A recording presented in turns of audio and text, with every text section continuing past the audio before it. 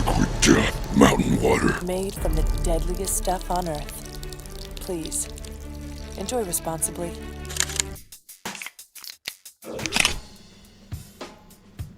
Liquid Death bukanlah sebuah minuman biasa yang sekadar menghilangkan haus, tapi dia adalah sebuah revolusi dalam dunia minuman. Nah, bayangkan nih, sebuah air mineral yang dibungkus dalam kaleng aluminium yang terlihat seperti bir dan minuman-minuman bersoda lainnya. Nah, ini dia yang gila sebenarnya, tapi itulah keberanian dari Liquid Death ini dalam menciptakan sesuatu yang benar-benar gila dalam produk air minum lainnya. Nah, jadi siapa otak di balik Liquid Death ini? Ternyata dia adalah sang mastermind Mike Cesario, mantan direktur marketing dari perusahaan Netflix. Ya, masalah debar, jadi dia itu punya visi yang besar untuk ubah cara kita melihat sebuah air minum. Nah, bagaimana dia melakukannya? Yaitu dengan memasukkan air mineral ke dalam kemasan yang lebih keren dan lebih kontroversial. This is 40-year-old entrepreneur Mike Cesario. And when he devised the brand name for his product, he came up with something unconventional. What's the dumbest possible name for a super healthy, safest beverage possible? Liquid Death. Liquid death, mountain water. Jadi pertanyaan yang pertama itu, kenapa harus kaleng aluminium? Nah, ternyata si Mike ini menjawab ada alasan filosofis di baliknya. Jadi Liquid Death ini tidak hanya ingin memuaskan rasa haus, tapi juga ingin membunuh penggunaan plastik. Ya, itu sebabnya mereka memilih kaleng aluminium karena lebih mudah untuk didaur ulang daripada botol-botol plastik. Jadi nama Liquid Death ini sendiri bukan hanya slogan yang catchy begitu. Ini adalah sebuah misi untuk memusnahkan sampah plastik, lebih tepatnya botol-botol plastik bekas minuman, dan menyelamatkan lingkungan. Continuing to develop this concept of canned water and what can it really be? But how could a new product break into the crowded bottled water market, which is valued between $146 and $350 billion according to PitchBook? Nah, pertanyaan selanjutnya itu, kenapa Liquid Death ini menarik bagi generasi muda? Nah, jawabannya itu simple. Jadi, keberanian mereka untuk terlihat beda. Generasi milenial dan generasi Z ini menyukai hal-hal yang unik dan menarik. Dan Liquid Death ini memberikan itu semua, memberikan kebutuhan mereka. Dengan gaya branding yang kontroversial, humor sarkastik, Liquid Death ini berhasil mencuri perhatian mereka yang bosan dengan gaya advertising produk-produk air yang biasa. Jadi dengan jualan air putih, si Liquid Death ini bisa dapat funding sekitar $341,92 juta. Dengan brand value-nya sekarang lebih dari $700 juta.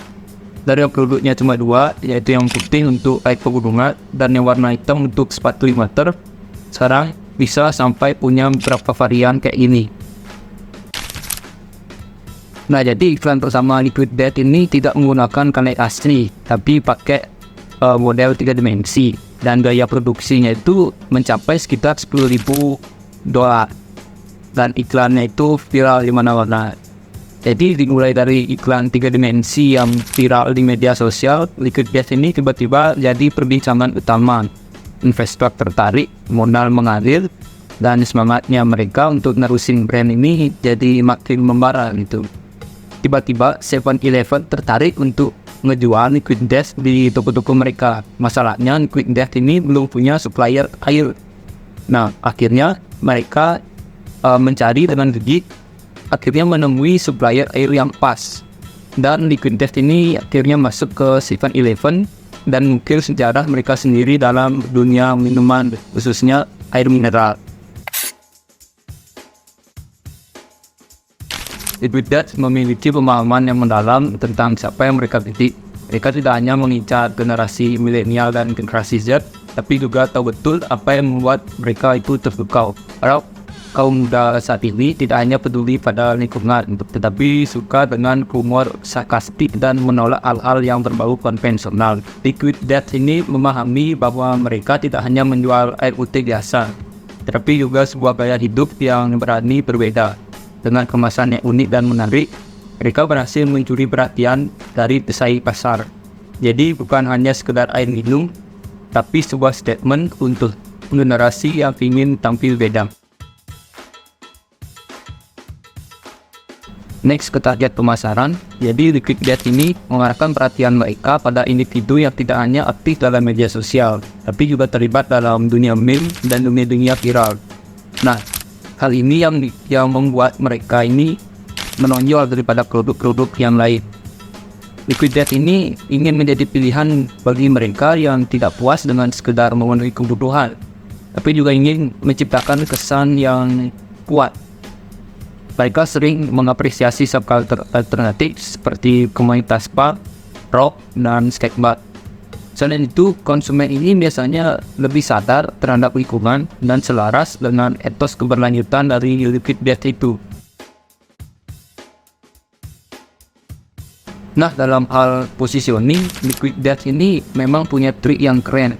Mereka tidak hanya menganggap diri sebagai produk air minum biasa, tapi mereka adalah sebuah alternatif revolusioner terhadap air minum yang tradisional, yang begitu-begitu aja.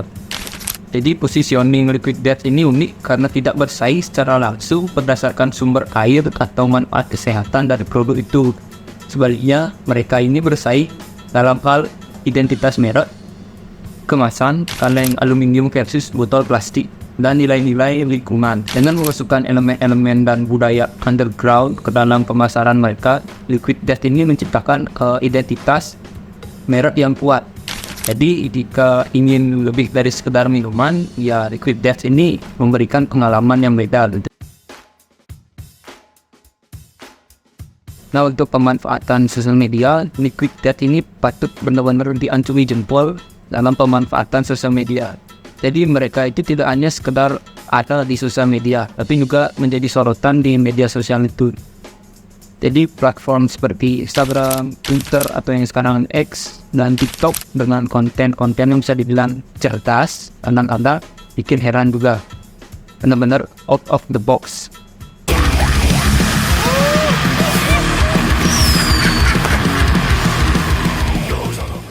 Yang menarik dari mereka, Liquid Death ini juga aktif berinteraksi langsung dengan followers mereka untuk menciptakan ikatan yang lebih kuat atau customer relationship-nya. Mereka tidak hanya berpromosi produk di sana, tapi juga bikin rasa kebersamaan. Jadi kita bakal ketemu dengan konten lucu, tegang, dan kadang-kadang kontroversial yang buat kita ini jadi lebih penasaran dan ingin terus mengikuti perkembangan dari brand ini. Di pemasaran konten, strategi pemasaran konten mereka juga benar-benar layak diacungi jempol karena mereka tidak hanya membuat iklan biasa, tapi juga konten-konten yang menghibur dan informatif tentang produknya itu sendiri. Jadi baru-baru ini Liquid Death meluncurkan iklan baru yang menyindir pure sugar dan merek air minum kemasan dengan kandungan gula yang tinggi. Jadi si Liquid Death ini bilang, pure sugar, kandungan gulamu ini gak sehat lu. Nah, mereka ingin menunjukkan bahwa pilihan air minum mereka lebih sehat dan ramah lingkungan karena bebas gula dan dikemas dalam kaleng aluminium yang bisa didaur ulang. Di akhir video juga ngeliatin ada Coca-Cola, Sprite, Fanta, tapi itu di blur. Nah, di sampingnya ditaruh minuman Liquid Death. Jadi seolah-olah ngomong, ini loh minuman yang sehat untuk tubuh dan lingkungan.